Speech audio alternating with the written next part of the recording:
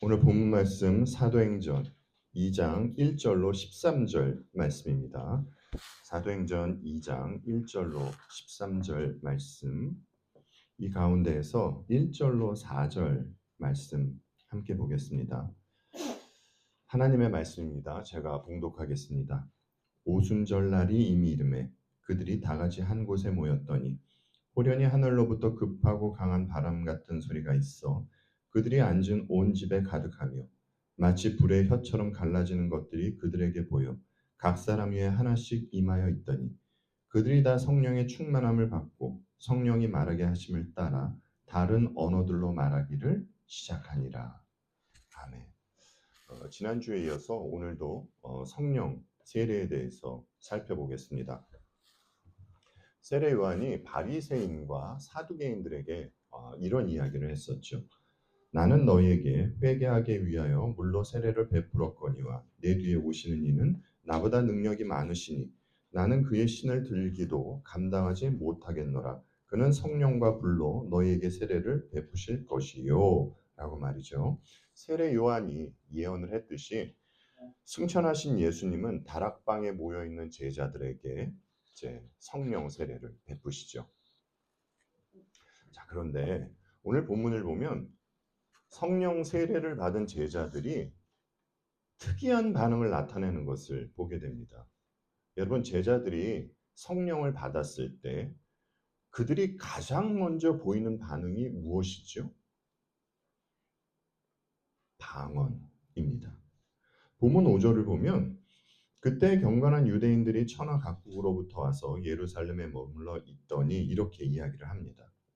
이 말이 의미하는 것은 당시에 여러 지역, 여러 나라에 흩어져 살던 유대인들이, 디아스포라 유대인들이 오순절을 지키려고 예루살렘 성전으로 모였다는 것입니다. 누가가 말하는 경건한 유대인은 절기를 잘 지키는 신앙적으로 신실한 유대인을 말하는 것입니다. 그런데 여러분, 다른 나라에 흩어져 살던 유대인들은 어떤 언어를 사용하고 있었을까요? 본문 8절을 보면요, 사람들이 이런 말을 합니다. 그런데 우리 모두가 저마다 태어난 지방의 말을 듣고 있으니 어찌된 일이요? 라고요. 이들 중에는 다른 나라에서 태어나 그곳에서 성장한 사람들이 있었던 것이에요. 따라서 이들은 당연히 자신들이 태어나서 살고 있는 그 나라의 언어를 사용하고 있었습니다. 여러분 한번 생각해 보십시오. 여러 나라에 살던 이들이 이제 하나님을 예배하려고 예루살렘 성전에 모였어요. 성전에 모였는데 다른 사람들이 하는 이야기를 알아들을 수 있었을까요? 여러분, 같은 나라에 살아도요, 지방 사투리가 심하면 못 알아듣습니다. 다른 사람들의 말을 못 알아듣는 것이 당연한 것이에요. 그런데 신기하게도 제자들이 있는 곳에 성령이 임하자 놀랄 만한 일이 발생하죠. 본문 4절이 이렇게 이야기를 해요. 그들이 다 성령의 충만함을 받고 성령이 말하게 하심을 따라 다른 언어들로 말하기를 시작하니라. 제자들이요, 방언을 합니다. 공식적으로 교회가 태동하는 날 주님의 제자들이 방언을 합니다. 여러분, 누가는요, 사도행전의 저자인 누가는 왜 이 장면을 자세히 묘사해서 우리들에게 보여줄까요? 예수님을 믿는 이들은 방언을 해야 한다 라는 뜻으로 누가가 지금 이 장면을 우리들에게 자세히 소개하는 것일까요? 여기에는요, 신학적인 내용이 있는 것 같습니다. 제가 잘은 모르지만 분명히 여러분 중에는, 그리고 여러분 주위에 있는 분들 중에는요, 방언을 하시는 분이 계실 것이에요. 제 주위에도 있습니다. 여러분, 방언이 무엇입니까? 사람이 이상한 말을 반복해서 계속하는 것, 이것이 방언인가요? 우선 방언처럼 들리지만 성경이 말하는 방언이 아닌 것이 있습니다. 그러니까 방언이라는 주제가 나올 때마다 소환되는 이야기가 있죠. 방언은 기독교에만 있는 것이 아니라는 것을요. 방언은 타 종교에도 있습니다. 예를 들어 불교나 힌두교에 있는 수도승들도 방언을 합니다. 그리고 여러분 심지어 무당도 방언을 한다는 것 아십니까? 그렇다면 여러분 타종교인들은 무엇을 하다가 방언이 터지고 이 방언이 어떤 형태로 나타날까요? 그 세상에는 참 많은 종교가 있는데 그 종교인들이 공통적으로 하는 것이 있습니다. 모든 종교인들은요, 여러분, 명상을 합니다. 그리고 여러분, 절에 가보셨죠? 절에 가보지 못하셨어도 미디어를 통해서 보셨을 것입니다. 절에 가면 스님들이 이제 그 목탁을 치시면서 반복적으로 이제 연부를 외우시죠. 이와 같이 각 종교마다 사람이 반복적으로 읊조릴 수 있는 주문과 같은 것이 있습니다. 가령 힌두교에서는요, 옴나마 시바야를 반복적으로 읊조리는데 사람이 이렇게 깊은 명상을 하고 짧은 주문과 같은 것을 반복적으로 읊조리다 보면 신비한 체험을 할 수도 있다는 것이에요. 본인의 의지와는 상관없이 황홀경에 빠지거나 몸을 떨며 쓰러지거나 동물의 소리를 내거나 이상한 소리를 내는 방언이 터질 수 있다는 겁니다. 이와 같이 타종교인들은 깊은 명상을 하다가 반복적으로 주문과 같은 것을 읊조리다가 방언을 합니다. 그런데 이 방언은 기독교의 방언과 같은 것은 아닙니다. 왜일까요? 타종교의 방언은 인간이 어떤 행위를 하다가 무의식적으로 나오는 것인데 기독교의 방언은 오늘 본문이 이야기해 주듯이 성령께서 주셔서 하는 것이기 때문입니다. 그러니까 방언의 출처가 다른 것이에요. 여하튼 성경은 방언에 대해서 보여줄 때 두 가지의 방언이 있는 것을 보여줍니다. 그 첫 번째가 방언이라는 것은 언어라는 것이에요. 그러니까 방언은 사투리나 외국어라는 것이죠. 여러분 본문 4절을 다시 한번 봐보십시오. 제자들이 성령으로 충만하게 되자 그들이 누구의 지시를 따르죠? 예. 그들은 성령이 시키는 대로 하는데 그것이 어떻게 표출이 됩니까, 여러분? 다른 언어들을 말하는 것으로 표출이 되잖아요. 그래서 이 광경을 목격한 제자들이 서로 이렇게 이야기합니다. 본문 6절로 8절 말씀만 세 번역으로 다시 보겠습니다. 그런데 이런 말소리가 나니 많은 사람이 모여와서 각각 자기네 지방말로 제자들이 말하는 것을 듣고서 어리둥절하였다. 그들은 놀라 신기하게 여기면서 말하였다. 보시오, 말하고 있는 이 사람들은 모두 갈릴리 사람이 아니요. 그런데 우리 모두가 저마다 태어난 지방의 말로 듣고 있으니 어찌된 일이요. 제자들에게 성령 세례가 임하자 상대방이 분명히 다른 지방 말을 하는데 들리더라는 겁니다. 여러분, 이 장면이 우리에게 말하고자 하는 것이 무엇일까요?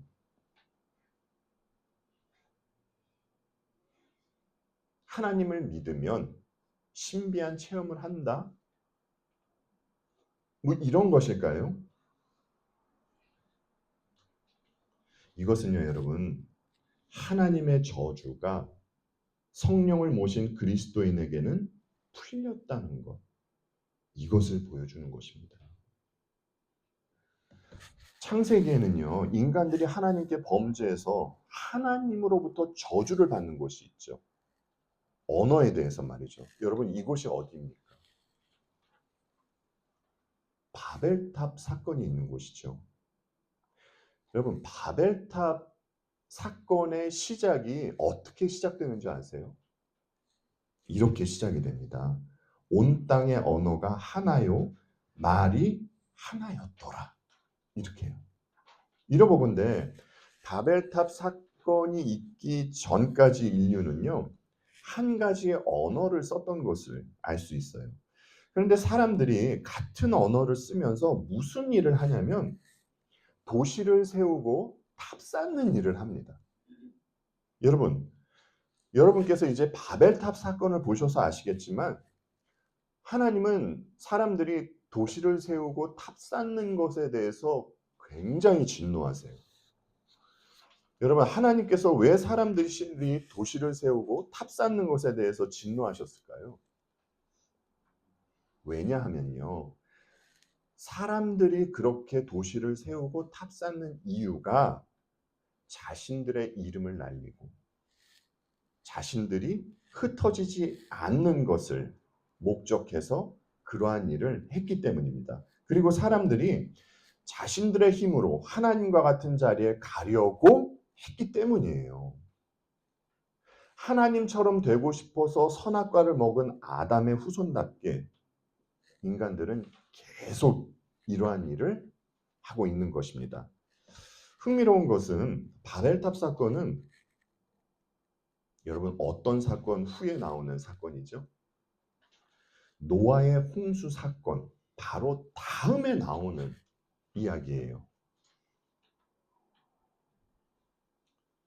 하나님은 인간의 죄악에 대해서 이제 심판을 하셨죠. 그런데 사람들은 과거를 망각하고 또 죄를 짓는다는 것이에요. 여러분 가인도 보세요. 가인이 끔찍한 그 살인을 저질렀음에도 불구하고 하나님은 그를 살려주시지 않습니까? 그리고 그에게 표를 주시고 누구도 그를 죽이지 못하게 하셨어요. 그런데 여러분 이후에 가인이 어떠한 삶을 삽니까? 하나님께서 이제 가인을 떠나보내시면서 너는 이 땅에서 쉬지도 못하고 떠돌아다니게 될 것이야 라고 하셨잖아요. 그런데 가인은 하나님을 떠나서 도시를 세우고요. 결혼을 해서 도시를 세우고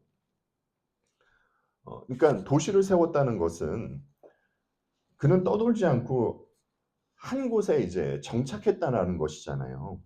그리고 이 도시에 이름을 짓는데 여러분 가인이 자기가 세운 도시의 이름을 무엇이라고 짓죠? 자기 아들의 이름을 따서 도시의 이름을 짓잖아요.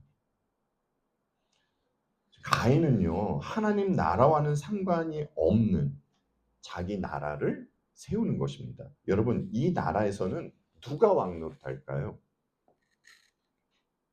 당연히 가인 자신이 왕노릇하는 것입니다. 여러분, 하나님 없이 살아가는 인간의 삶의 목적과 의미가 무엇인 것 같습니까? 자기 영광이에요. 자신의 이름을 높이고 널리 알리는 것입니다. 여러분, 신자와 불신자의 극명한 차이가 바로 이것입니다. 자기 영광을 위해서 사는가? 하나님의 영광을 위해서 사는가? 바벨탑 사건의 인간들도 모두 자기 영광, 자기 이름을 내려고 탑을 쌓는 것이에요. 하나님은 이렇게 교만한 사람들을 보면서 이제 이런 결정을 내리시죠. 창세기 11장 말씀입니다. 주님께서 말씀하셨다. 보아라, 만일 사람들이 같은 말을 쓰는 한 백성으로서 이렇게 이런 일을 하기 시작하였으니 이제 그들은 하고자 하는 것은 무엇이든지 하지 못할 일이 없을 것이다. 자, 우리가 내려가서 그들이 거기에서 하는 말을 뒤섞어서 그들이 서로 알아듣지 못하게 하자. 주님께서 거기에서 그들을 온 땅으로 흩으셨다. 그래서 그들은 도시 세우는 일을 그만두었다. 주님께서 거기에서 온 세상의 말을 뒤섞으셨다고 하여 사람들은 그곳의 이름을 바벨이라고 한다. 주님께서 거기에서 사람들을 온 땅에 흩으셨다. 하나님은 사람의 언어를 혼잡게 하시죠. 그러니까 하나님은 사람들이 쓰는 언어를 저주하신 겁니다. 그런데 신약이 와서 주께서 하신 일로 말미암아 하나님께서 바벨론 사건으로 말미암아 저주하신 이 저주가 풀린 것이에요. 이 저주가 풀린 것을 제자들이 성령 세례를 받고 방언하는 것으로, 그래서 교회가 서로 상대방의 말을 알아듣는 것으로 이제 오늘 본문이 보여주는 것입니다. 여러분, 주께서 하신 일로 말미암아 하나님 나라가 임했는데 그 나라의 백성이 상대방이 하는 이야기를 못 알아들으면 안 되는 것이잖아요. 본문이 이것을 보여주는 것입니다. 그러니까 성경이 말하는 방언은 우선적으로는요, 언어입니다. 근데 여러분, 또 사람이 갑자기 다른 나라 말을 한다고 이것이 꼭 성령으로 말미암는 방언은 아니에요. 그러니까 아까 타종교에도 그 방언이 있다고 말씀을 드리면서 그 무당도 방언을 한다고 말씀드렸죠. 여러분, 무당 중에는요, 구슬하고 명상을 하다가 갑자기 평소와는 다른 목소리를 내면서 중국어나 일본어를 하는 무당이 있습니다. 그들의 말로는 중국이나 일본의 장군심이 임했을 때 이런 현상이 나타난다고 이야기를 해요.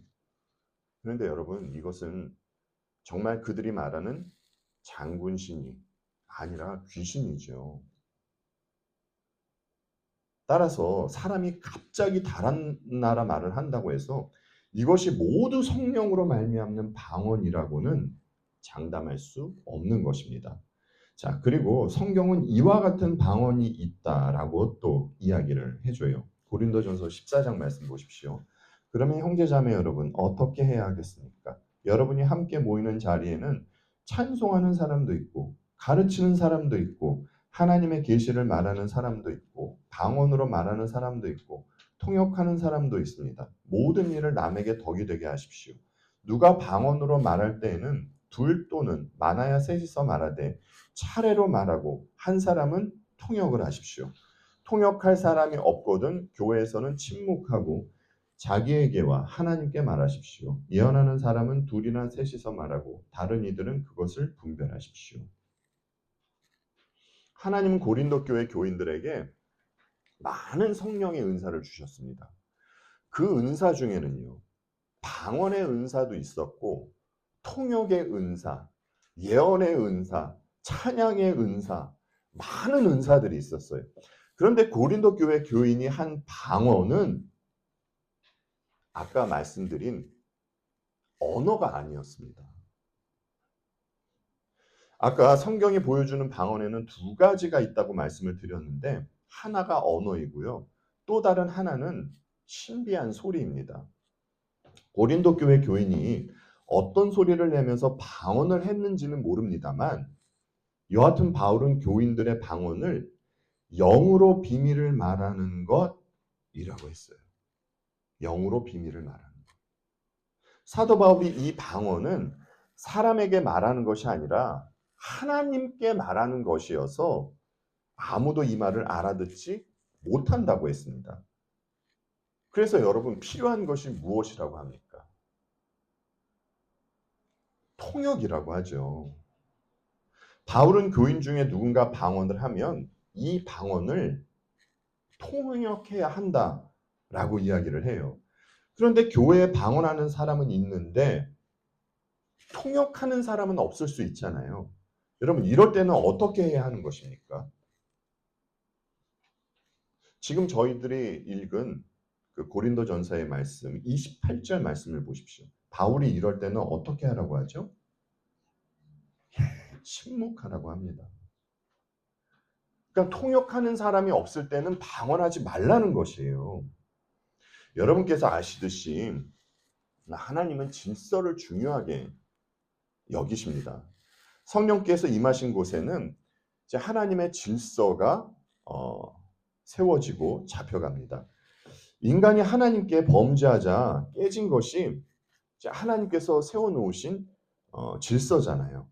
여러분, 이 세상을 한번 보십시오. 세상은요, 하나님께서 세워놓으신 이 질서를 무너뜨리는 것에 총력전을 펼치고 있는 것 같습니다. 그리스도인은 이러한 세상 가운데 살고 있는 것이죠. 그런데 그리스도인의 가정과 그리스도인이 모인 이 교회는 죄로 말미암아 역창조가 일어난 것에 다시 새로운 역창조가 일어나 질서가 잡혀가야 하는 것이에요. 왜냐하면 성령이 그리스도인들과 함께 하시기 때문입니다. 하나님은요, 분명히 성경을 통해서 방언을 할 때는 이렇게 해라, 예언을 할 때는 저렇게 해라 말씀하셨어요. 그런데 여러분, 오늘날 방언하는 이들이 있는데 그들이 방언을 할 때 성경이 말하는 대로 하나님께서 이렇게 저렇게 해야 한다라고 한 대로 하던가요? 여러분, 그들이 통역하는 사람들이 있을 때 방언하신 적 본 적 있습니까? 아니, 여러분, 오늘날에도 초대교회에 있었던 통역이나 예언의 은사가 있습니까? 자기가 본인이 스스로 뭐 예언의 은사가 있다고 우기는 분들은 있습니다. 그런데 초대교회에 있었던 이 은사는 이제 없습니다. 왜냐하면 초대교회에 주어졌던 은사는 잠깐 동안 한시적으로 성령 하나님으로 말미암아 교회가 어떠한 곳인지를 설명해 주려고, 교회를 보여주려고 특별히 주어졌던 것이었기 때문이에요.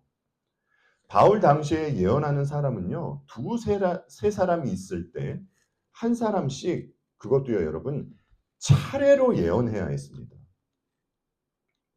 그리고 사람들은 예언하는 사람들의 말을 듣고 다 받아들이는 것이 아니라 분별해야 했어요. 여러분, 바울이 왜 사람들에게 예언의 이야기를 듣고 분별하라고 이야기했을까요? 예, 오늘날과 마찬가지로 당시에도 가짜가 있었기 때문이에요. 가짜임에도 불구하고 성령의 역사처럼 보이는 이들이 있었기 때문입니다. 여러분, 사람들이 진짜와 가짜를 외형적으로 구분할 수 있을까요? 외형적으로는요, 잘 구분하지 못합니다.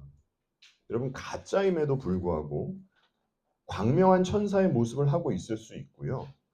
얼마든지 귀신 쫓고 많은 권능을 행할 수 있습니다. 예수님의 이름을 부르면서 말이죠. 사도 바울은 이 사실을 알고 교회에서 이제 그 예언의 말이 들렸을 때 성도들에게 분별하라고 이야기했던 것이에요. 만약 누군가가 교회에서 예언을 했다면 그 예언이 예수 그리스도께서 가르치신 그 가르침과 일치하는지 분별해 보라는 것입니다. 예언을 했는데 주께서 가르치신 가르침과 다르면 그것은 가짜 예언이라는 것이죠. 그러니까 예언하는 사람의 외적인 것을 보는 것이 아니라 그가 하는 말의 내용을 유심히 듣고 분별해야 했던 것입니다. 여러분, 누군가가 아무리 그럴듯해 보이고 신비스러운 기적을 나타내도 그가 말하는 바가 예수님께서 말씀하신 그 내용을 비껴간다면 그는 가짜인 것이에요. 아까 말씀드렸듯이 제자들이 성령 세례를 받고 그들이 방언을 한 것은 하나님께서 바벨탑 사건으로 저주하신 그 저주가 풀렸다는 것을 보여주는 것입니다. 과거부터 지금까지 방언에 대한 이야기는 끊이지를 않습니다. 그런데 여러분, 방언을 하면 어떻고 못하면 어떻습니까? 어차피 교회에서 방언을 하려면 통역하는 분들이 있어야 하는데 오늘날에는 통역하는 분들이 없잖아요. 여러분, 그리스도인은 우리 아버지 하나님의 자녀예요. 하나님은 자녀들이 자기가 무슨 말을 하는지도 모르고 방언을 하는 것보다 올바른 정신으로 하나님 앞에 나와 기도하는 것을 더 기뻐하십니다. 우리는 오늘 본문을 보면서 제자들이 방언하는 것으로 하나님의 저주가 풀린 것을 볼 수 있다고 했는데, 저주가 풀린 것 말고 또 보게 되는 것이 있어요. 여러분, 아담이 하나님께 죄를 범하고 에덴 동산에서 쫓겨나갔잖아요. 그런데 여러분, 아담이 에덴의 어느 쪽으로 쫓겨나죠? 동쪽으로 쫓겨나죠. 그리고 아담의 아들, 아까도 잠시 언급했던 동생 아벨을 죽인 가인은 하나님을 떠나 어느 쪽에서 지냈을까요? 창세기 4장 말씀입니다. 가인이 여호와 앞을 떠나서 에덴 어느 쪽이요? 동쪽 노 땅에 거주하더니. 가인도 에덴 동쪽 노 땅에 거주했습니다. 바벨탑 사건이 있는 창세기 11장입니다. 사람들이 어디에서 이동하여 오다가라고 하죠? 동쪽에서 이동하여 오다가 시날 땅 한 들판에 이르러서 거기에 자리를 잡았다라고 하죠. 여러분, 하나님께 범죄한 인간이 하나님이 계신 에덴 동산을 떠나 점점 어느 방향으로 갑니까? 동쪽 방향으로 가요. 동쪽으로 갔다는 것은요, 상징성을 가지고 있습니다. 하나님을 떠난 인간은 계속 동쪽으로 가요. 그런데 이사야서를 보면요, 하나님께서 이런 말씀을 하세요. 이사야 43장 말씀입니다. 내가 너와 함께 있으니 두려워하지 말아라. 내가 동쪽에서 너의 자손을 오게 하며 서쪽에서 너희를 모으겠다. 북쪽에다가 이르기를 그들을 놓아 보내어라 하고 남쪽에다가도 그들을 붙들어 두지 말아라. 나의 아들들을 먼 곳에서부터 오게 하고 나의 딸들을 땅 끝에서부터 오게 하여라. 나의 이름을 부르는 나의 백성, 나에게 영광을 돌리라고 창조한 사람들, 내가 빚어 만든 사람들을 모두 오게 하여라 하고 말하겠다. 하나님께서 내가 동쪽에서 너의 자손을 오게 하며 서쪽에서 너희를 모을 것이다 라고 하시죠. 이 말씀이 의미하는 것은 하나님을 떠난 인간들을 하나님께서 다시 모으시겠다는 것이에요. 여러분, 하나님께서 이 말씀을 하셨으면 이 말씀이 이루어질까요? 안 이루어질까요? 예, 당연히 이루어지죠. 그런데 여러분, 이 일이요, 이루어졌습니다. 우리는 그것을 어떻게 알 수 있을까요, 여러분? 예, 오늘 본문으로 알 수 있습니다. 본문 9절로 11절 말씀을 보세요. 우리는 바데인과 메데인과 멜람인과 또 메소보다미아라고 할 때 이 지역은요, 하나님의 임재를 상징하고 있는 예루살렘을 중심에 두었을 때 동쪽에 있는 지역이에요. 유대와 갑바도기아, 본도와 아시아, 부르기아와 밤빌리아는 예루살렘을 중심으로 했을 때 북쪽에 있던 지역이었고요. 애굽과 및 구레네 가까운 리비아 여러 지방에 이 지역은 예루살렘 남동쪽에 있던 지역입니다. 그리고 나머지 로마와 그레데는 예루살렘 서쪽에 있었고요. 여러분, 이것이 보여주는 것이 무엇입니까?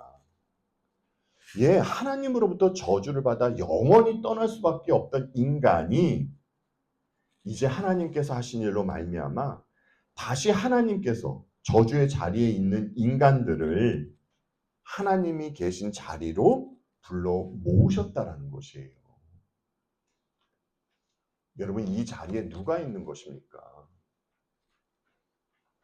우리가 있는 것입니다, 여러분. 이사야서의 예언이 이루어지는 것이에요. 여러분, 아까도 말씀드렸듯이 방언을 하고 안 하고는 중요한 것이 아닙니다. 이제 우리는 방언을 못해도 얼마든지 아버지 하나님 앞에 나아가 모든 것을 아뢰 수 있는 자녀가 되었고요. 방언을 못해도 하나님과 교제할 수 있고 구원받는 일에 전혀 지장받지 않는 존재가 되었어요. 여러분, 진짜 중요한 것은요, 그리스도인에게는 하나님의 저주가 풀렸다는 사실이에요. 이 저주가 풀린 정도가 아니라 하나님의 자녀로 하나님의 사랑을 받으며 살아가는 존재가 되었죠. 여러분 생각해 보십시오. 아니, 주님은 우리를 얼마나 사랑하시면 성령 하나님을 통해서 우리와 함께 하시겠습니까? 하지만 우리가 주님으로부터 이렇게 큰 사랑을 받고 있지만 우리는 여전히 연약하고 부족하죠. 그런데 주님이 보내주신 성령께서 우리를 위해 이러한 일을 해주세요. 이와 같이 성령께서도 우리의 약함을 도와주십니다. 우리는 어떻게 기도해야 할지도 알지 못하지만 성령께서 친히 이루다 말할 수 없는 탄식으로 우리를 대신하여 간구하여 주십니다. 여러분, 연약하고 부족한 우리를 위해서 누가 도와주신다고요? 예, 오순절에 강림하신 그 성령 하나님께서요. 성령님께서 말할 수 없는 탄식으로 우리를 위해 간구해 주신다고 성경은 분명히 우리들에게 이렇게 증언을 하고 있습니다.